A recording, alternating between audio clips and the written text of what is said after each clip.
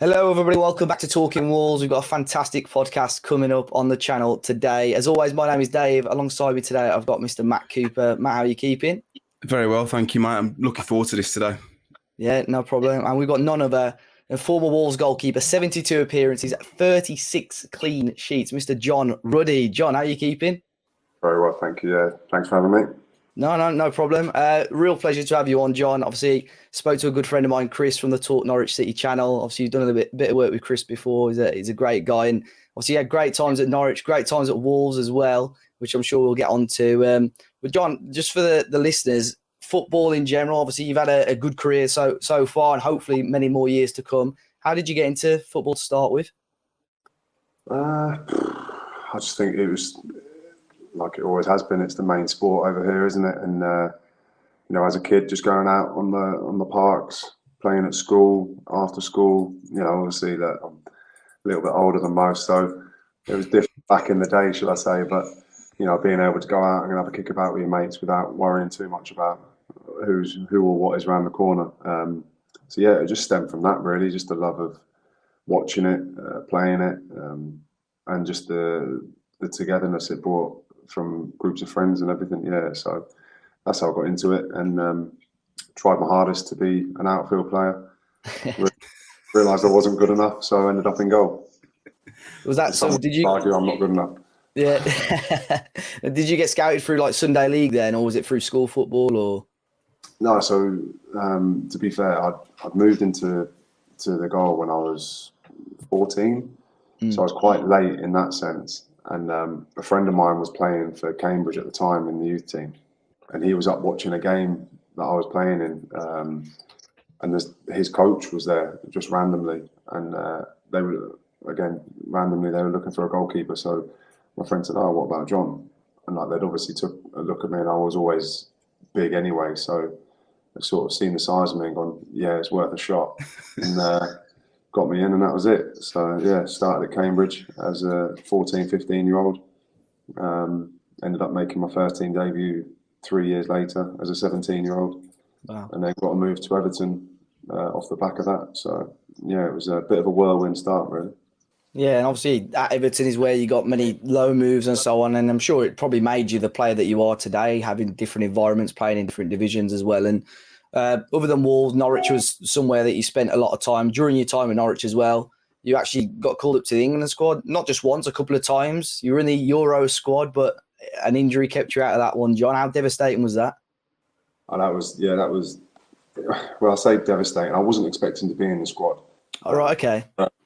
So, to be in the squad was an amazing achievement and something that, is still to this day my proudest moment. But yeah, the injury, obviously, it was only my second day training, and I sort of popped an injury. And the worst thing was that they said if it was a club and I was back at Norwich and I was training, I'd still be allowed to play and train. But because of like the FA being the insurance freezes and stuff, they couldn't take that risk. So it was, yeah, like I said, it was quite a bad moment, a low point in my career, if you like. But I was getting married the week after as well, so it sort of softened the blow a little bit. Yeah, timed it quite nicely in the end. Yeah. You still managed, obviously, to make it an England appearance. It was against Italy, wasn't it? Coming on second half substitute, kept a clean sheet in that game as well, which is brilliant.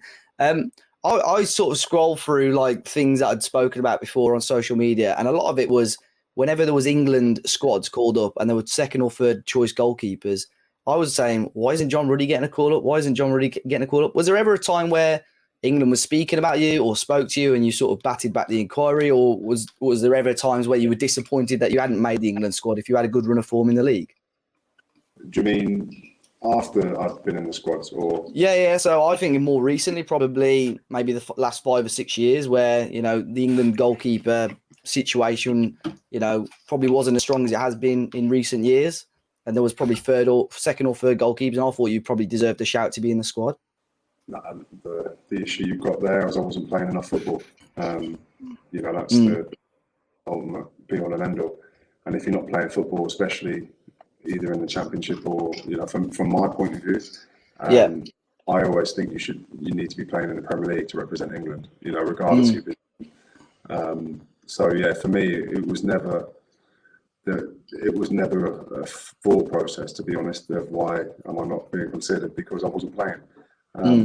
When I was at Norwich, there was times where they were calling up Championship goalkeepers. I think Jack Butland was getting in the squad. And, more recently, Sam Johnson had been getting in the squads.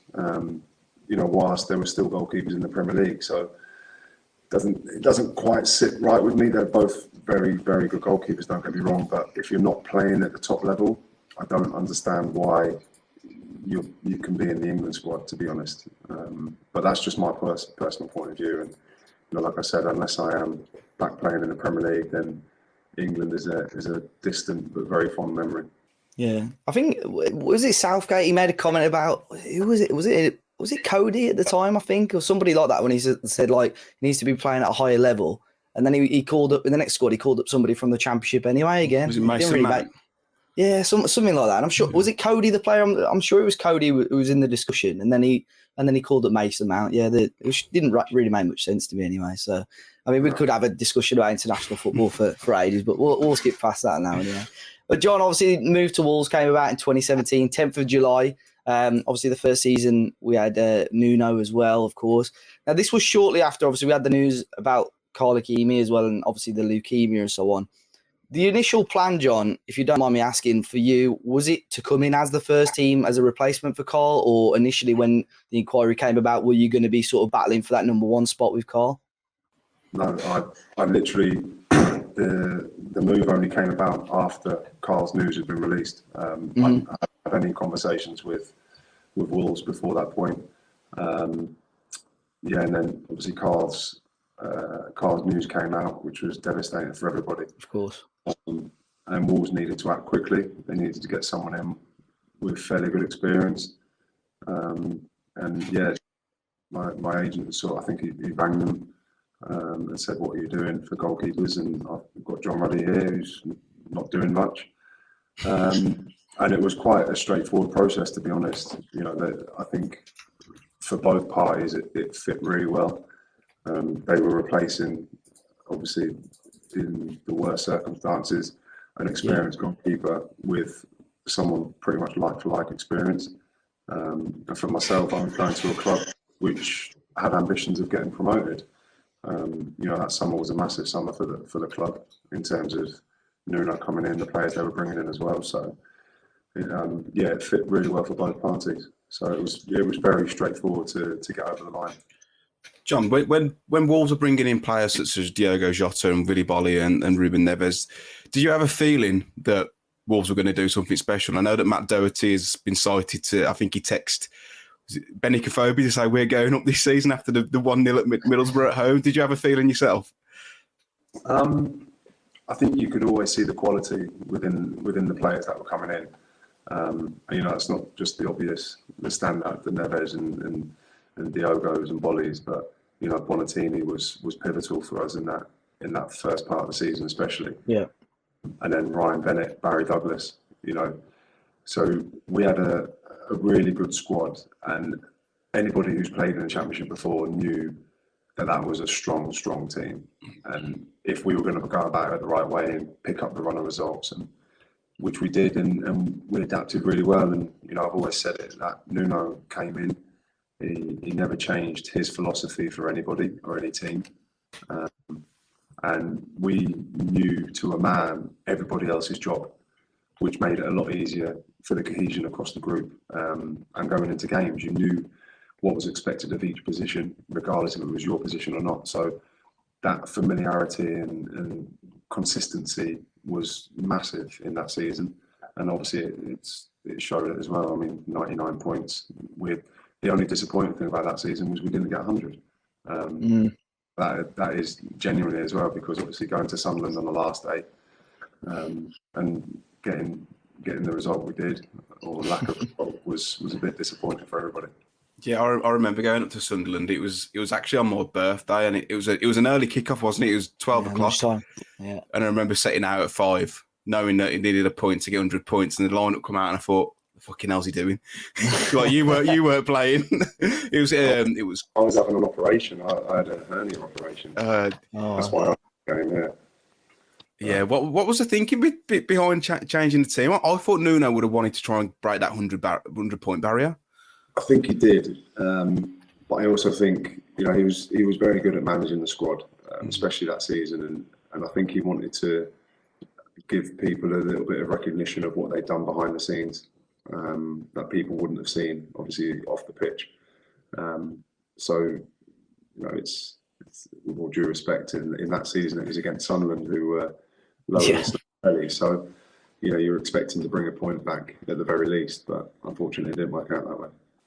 Yeah, I think it was that Will Norris. I think Harry Burgoyne came on for a little bit in the second half as well, didn't he?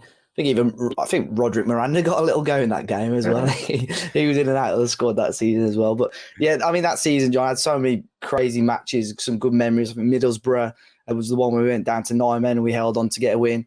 The one that everyone talks about is Cardiff away, obviously, and you were a massive part of that as well. Got penalty save, and obviously they missed that second penalty as well. Warnock at the end causing all sorts of trouble. What are your memories of that day? Was that up there with the game of the season for the squad? Oh yeah, definitely. I think that and Bristol City away. Yeah, what a game! Yeah, 2 games from that season that stand out, and you just go, yeah, that they were probably, Cardiff was certainly a season-defining game, because if we'd lost that, the gap was 3 points. We ended up winning it, which meant it was 9 points and basically promotion. So it was a lively bus on the way back. It was. I remember Rui Silva came on the bus, the assistant manager, and he was like just at the back chatting to the lads, and we're like, Rui, listen, we basically just want promotion. Any chance of some beers on the way back? Yeah, no problem. So him and Nuno went over to, I think there was an Asda or a Tesco opposite the Cardiff Stadium. The crates back on the back of the bus, so the lads had a couple on the way back. So, it's a nice moment, to be fair. Was there any sort of aftermath with Warnock with you guys as a squad after the game, or did you go back to the dressing room and basically see nothing else of him? Yeah, no, we never saw anything of him, and to be fair, most of the players didn't know anything about it until we'd got back on the bus, because we're obviously in the heat of the moment celebrating. There's a big pile up, so we only see that and go from that moment. And we see on the bus and you see everything on the highlights and stuff, and it's like, Jesus, he wasn't happy, was he? He took it really badly, didn't he? He's been in the game long enough to know the heat of the moment and the emotion that comes with it. So I'm sure I've seen things since then that he's forgiven Nuno and he understands why he did it.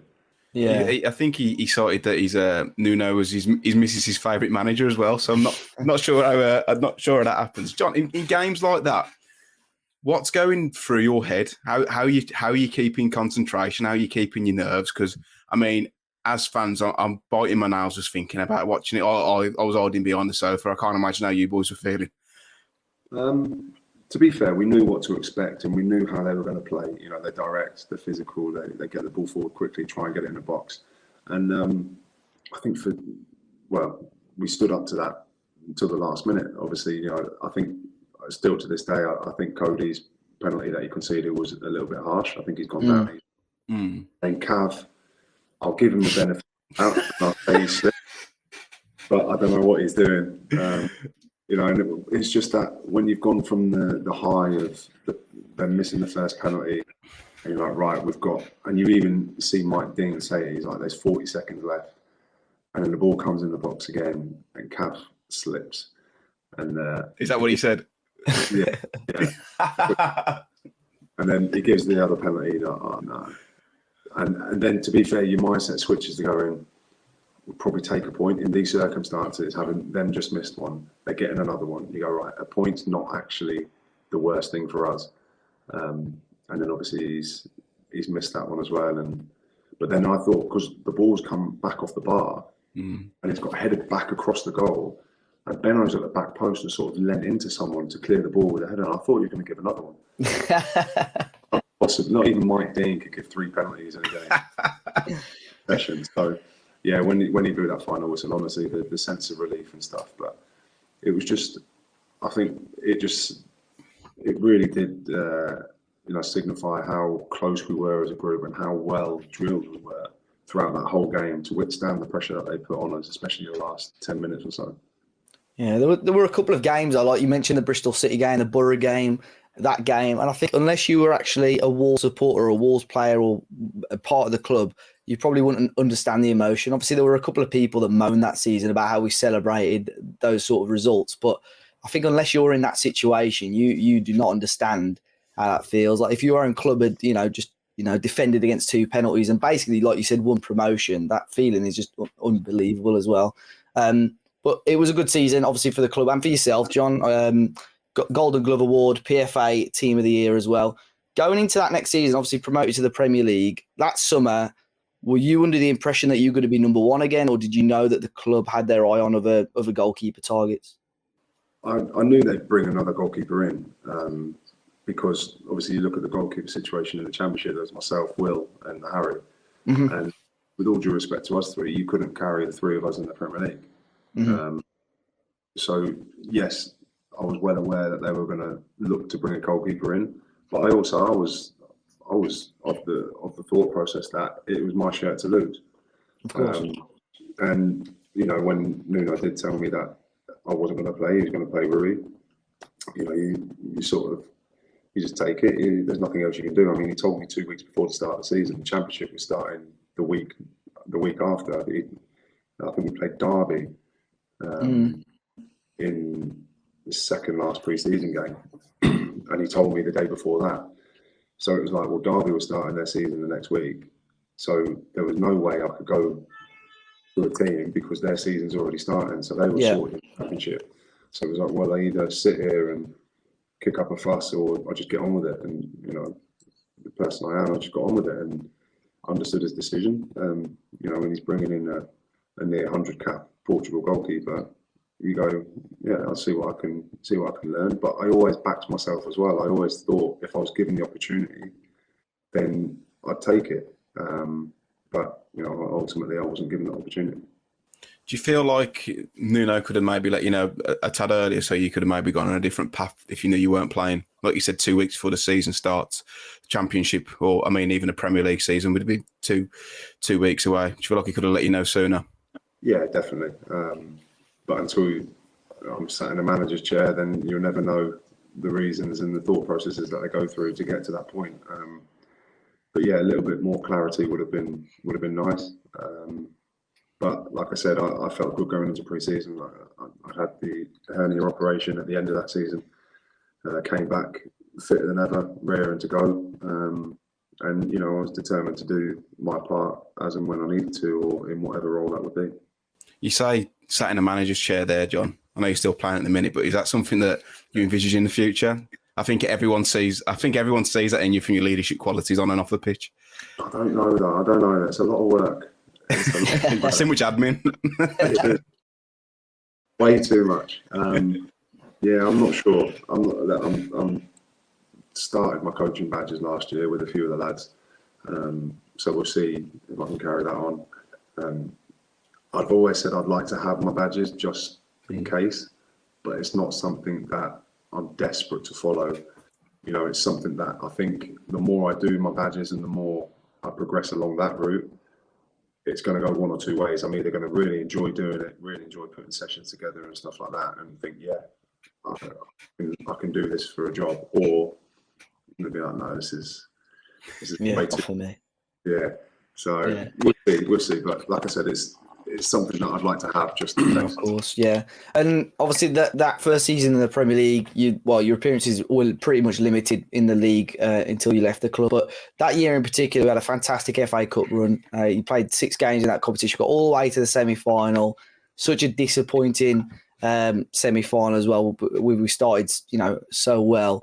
How disappointed were you and the rest of the squad about that? Because I think everyone had the feeling that we could have got to the final, couldn't we?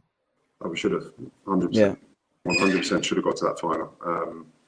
For me, it's the one game in my career that I've never ever watched any footage back from. No, even I haven't. I can't watch it. And it's the one game that I will take for the rest of my life. That will just be the biggest regret in my career that we didn't make that FA Cup final. To be, I think we were literally, 10 seconds away from winning the game, and obviously we conceded the penalty. And by that point, you're so deflated and you're so on the floor that you've got to try and lift yourself again to go again, and it's very difficult. And yeah, that honestly, that is a massive regret, and that's not just me. I think that's everyone within that team and that squad would agree with that sentiment, that game got away from us and it never should have. No, 100%. Well, it was a disappointing end, but thankfully, because of how well we did in the league, we got into the Europa League. You had a couple of games in that as well. The biggest one, I think we beat Besiktas 4-0, where you played at home as well. But as an experience of that, I know you probably didn't get to play as many games in that competition as you would have wanted to, but travelling to and from all these places, such a tough and busy schedule. How was that? Or do you think the club, because they brought in all these new techniques to try and keep the players fresh and fit, how was that as an experience for you guys? Amazing. Yeah, like you said, a great experience travelling to these. I mean, the first one was Armenia, sorry to say. Yeah. We had a nice one with Crusaders, the first qualifier, and then you're off to Armenia 2 days before the season starts. Landing at 5 o'clock in the morning on the Friday morning, you got a game on the Sunday. So, yeah, it was brilliant for the club. It really was, and like you said, I think it helped the club grow a lot quicker as well. Like you said, in terms of the techniques they were using, the recoveries, and making sure the lads were, because as always, the squad's always been thin. Mm-hmm. So the quicker the recovery process is, obviously, the better for small squads. And, the club were brilliant at that. But yeah, from a player's point of view, to be able to go to Armenia, to the likes of Istanbul, to play Besiktas and places like that was brilliant. Yeah, and then it's such a strange one, because there was a lot of people, even after that successful first season, people almost writing Wolves off, thinking, right, because they're in Europe, they're going to struggle next season. But we always seem to, on that Sunday after a Thursday game, I always remember, obviously, we beat Besiktas 1-0, went and beat City 2-0 at the Etihad. What do you think that was? That Wolves were just having almost this momentum going into these games, that, yes, they were playing so often, but they were playing well and just were able to continue playing well? Again, I think it goes back to like I said, in the championship season, when you've got that consistency and continuity within the group. Yeah. A lot was said about Nuno and the way he came in and three at the back and pacing attack and all of that. Yeah.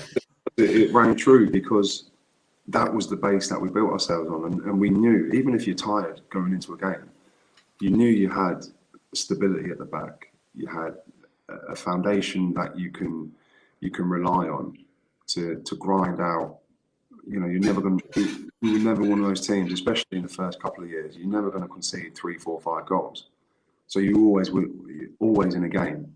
And when you did have players like Jota and Adama and Raul up front, you're always going to be able to have a threat. And that's exactly what happened, especially, like you said, coming back from Europe on the Thursday and playing on the Sunday, just that momentum that the lads are bringing with them, and again, the techniques for the recovery and making sure the lads are ready to go again.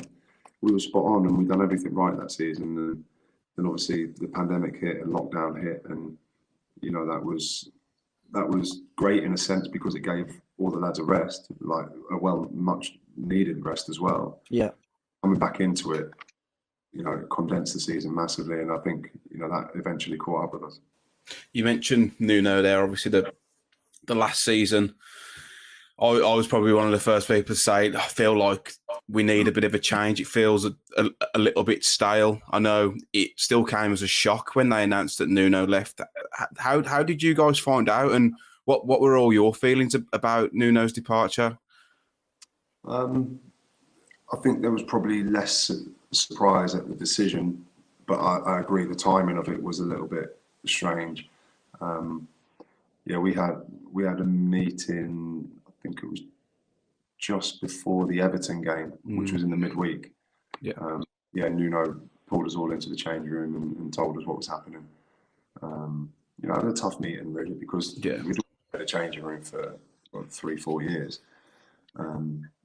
So it's tough to see him get emotional like that, because he'd invested a hell of a lot into the club from a personal standpoint, and we'd all invested in him and the club as well during that period. So it was a shock, the timing, but I think, like you said, from the inside you could sense that something was brewing and something wasn't quite right. the way he started to tinker with things, which is something that he never did before, were probably the first signs of something was going to happen. Yeah, I know. Looking from the sidelines, I think the Albion game at home was probably the one that stood out for me. You could tell it just in I'm no body language expert, but in his mannerisms, he just looked completely void of himself. You look at the man that we started with, and he's so happy and jolly, and would try and G you up on the sidelines, and that spark seemed to have missed him. But Bruno Lage come in, John, and how different is Lage compared to Nuno in terms of how he carries himself, methodologies, his man management? Yeah, he's a very good coach on the training pitch. Very good, very very thorough, very meticulous. His man management, I think, could be improved. I think in terms of the way he communicates with players, I think he could be a little bit more approachable, if you like. But he's very passionate as well, and he's very emotional, and he wears his heart on his sleeve, and you know exactly what he's thinking, which is sometimes a good thing, sometimes a bad thing. And at this level of management and of football, you need to find a balance very quickly. Nuno was always very good at coming in after a game and not saying much at all, because he didn't want his emotions to take over. Whereas Bruno will come in and sometimes you'll know exactly how he's feeling, whether it be good or bad. So, yeah, again, it's different styles of management, completely different people. But I think in terms of the way he coaches a team, he's very, very good. We saw, obviously, with the exit of Nuno, we saw the likes, again, John, of Patricio leaving the club as well. Again, when that news came out, did you think possibly the club were going to allow you to have the opportunity of being the number one again? Or, again, did you know that there was going to be a replacement straight away? No, I'd called it in, I think, April. Yeah. Having dinner around Ruben's house. And we were just chatting about the next season. He mentioned something about Rui. I said, oh, well, if Rui leaves, we'll bring in Jose Sarr from Olympiacos anyway. And Ruben knew Jose, so he sort of said, yeah, that could make sense because Sarr wants to leave anyway. Oh, great, that's good for you. But he might be looking to leave. And yeah, so I called it in April, so I knew what was happening. all of a sudden, you were full. You didn't want any more. Again, you lose a keeper like Patricio, and you're going to try and fill that gap with someone who you think can get to those sort of heights. And for me, Sarr never got the recognition last year from Portugal. Yeah. He was very good, but I also believe as well, with all due respect to Rui, he wouldn't have been able to play the way Bruno wants his keepers to play. No. And that's why Sarr probably stood out last year, because he was such a different goalkeeper to what Patricio was, that you get used to seeing one thing for 2-3 years, and then all of a sudden you get the complete opposite, and it's like, oh, yeah, here we go.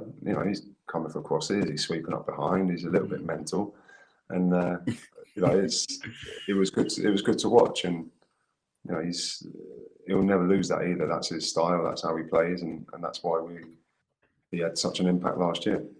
I mean, there was a couple of times last year where he had like a moment of madness, and luckily got away with it. Does that come through in his personality? Because he seems an absolute nutter. Yeah, but he's ridiculously laid back as well. So that's not good as a keeper. Well, maybe, but it's also, so he's laid back, but he has also got that. So when he is on the pitch, he's capable of doing something like that. And it's, again, though, his style, the way Bruno wanted him to play, it's no surprise really that he conceded a few penalties last year, because he's always on the front foot. He's always looking to help, and that's because of the way the manager wants him to affect what the team are doing as well. And of course, at the end of last season, you were out of contract, John. I think it was reported by a few journalists that you were offered a new deal. Is that true? It's a tricky one. Yeah, so they actually had an option on me, and I didn't know that. I didn't know. Okay.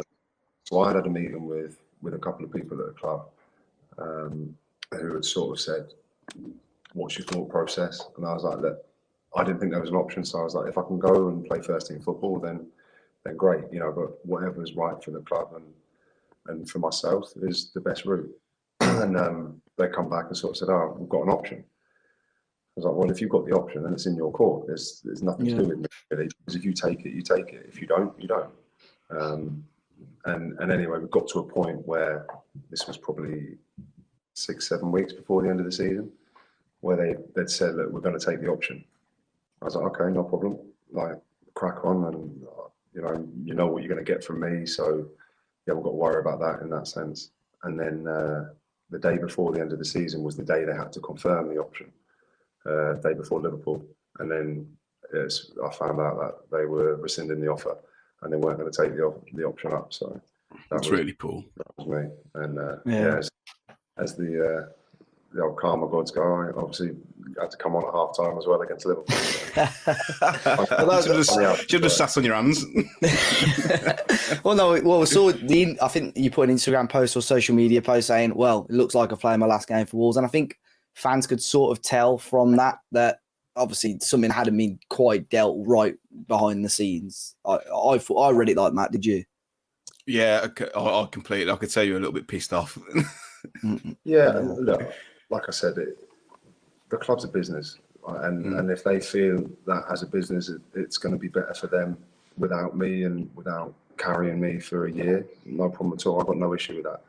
But honesty in football is quite hard to come by, and when you do find people, and there are people within Wolves that are very honest, and I can have honest conversations with, but when you're having an honest conversation with them and they're probably being lied to as well or being mistold the truth, then it doesn't quite sit right. So I've got no issue with the outcome.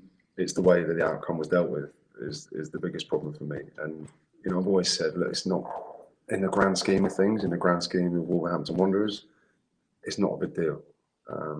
It's far more disruptive for me as an individual and for me as a dad and a husband than it was for Wolves as a football club. So, I've got no issue with the decision making that they came to.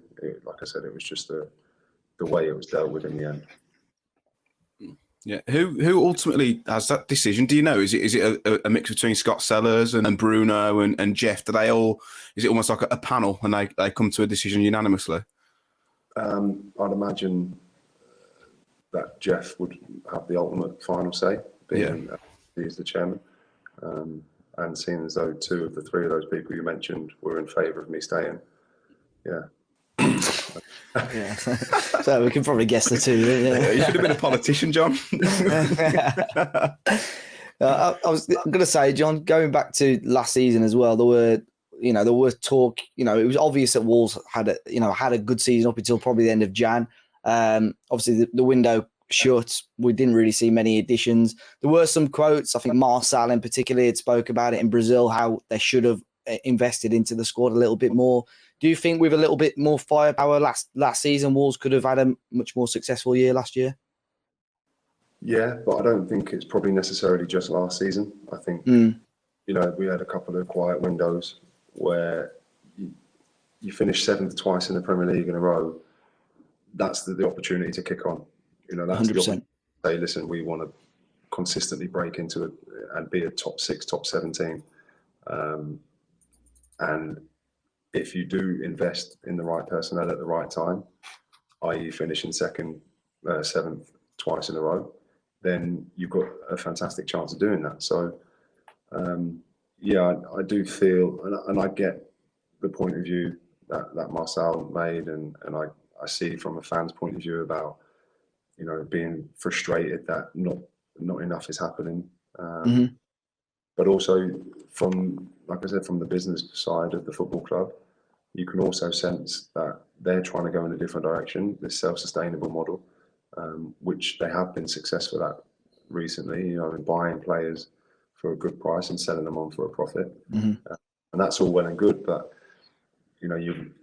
you're not going to, for every Ruben Neves or Diogo Jota or Pedro Neto, you're going to have a couple that you're probably not going to make your money back on. So, it's about finding the right ones and making sure you're nurturing them in the right way for not just what they do at Wolves, but also what they go on to do in the future as well. I think the frustrating thing for us fans is we've been saying it probably the last 2 or 3 years. Wolves are only probably a couple of key additions away from really breaking into that top six. Is that maybe how you guys felt as well? Because I know the squad's been criminally, short over the past couple of years, and injuries haven't fallen in our favour. Yeah, injuries are part and parcel of the game, but to sustain the injuries that we did, you can't legislate for that. It doesn't really matter how big your squad is. When you're losing key players through those type of injuries, then it's going to affect any squad. So yes, they could have had more additions in the window and bolstered the squad a little bit, but at the same time, would those additions have been straight into the first team? Would they have been a Fabio Silva, for example, who was brought in for the future? And if you're buying those players in and you still get the injuries you get, there's no saying that those players are going to be ready. Yeah. So you have, having a bigger squad is nice, but if the players aren't ready, it really doesn't matter. Yeah, and we saw, obviously, John, in the end, obviously leaving Wolves, now at Birmingham City, so not too far away for you. Were there many clubs that approached you ahead of the new season, and in the end, why Birmingham City?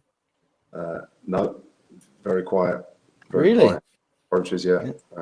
Very quiet. I think it was a difficult window for a lot of people. When you're 35 and you haven't really played consistently you haven't played for 4 years really. Very difficult to go in and say, yeah, come and pick me up. So, Birmingham came in and I spoke to the manager, spoke to the goalkeeper coach there, Mike Taylor. The manager, John Eustace, has been brilliant with me since I've been in there. I looked at their squad. They've got a very good squad. A lot of very senior pros, experienced players, but with a really good blend of young players coming through as well. So it was exciting, to be honest, to go there and be told you're going to be playing and they're going to give me the opportunity to get back on the pitch. And it's been good. I've really enjoyed it. I've only been there for maybe 4 weeks now, but I've really enjoyed being around the lads and being at training and playing the games and getting back to that sort of mentality of, we've got things to play for and it's dog eat dog, and you know what the championship like. It's just distant and unforgiving. So it's great to be back out there. It must be nice for someone to instill some confidence in you as well and tell you that you're the main man. I think we all need that, don't we? From time to time. Doesn't matter or how old you get. You're always like.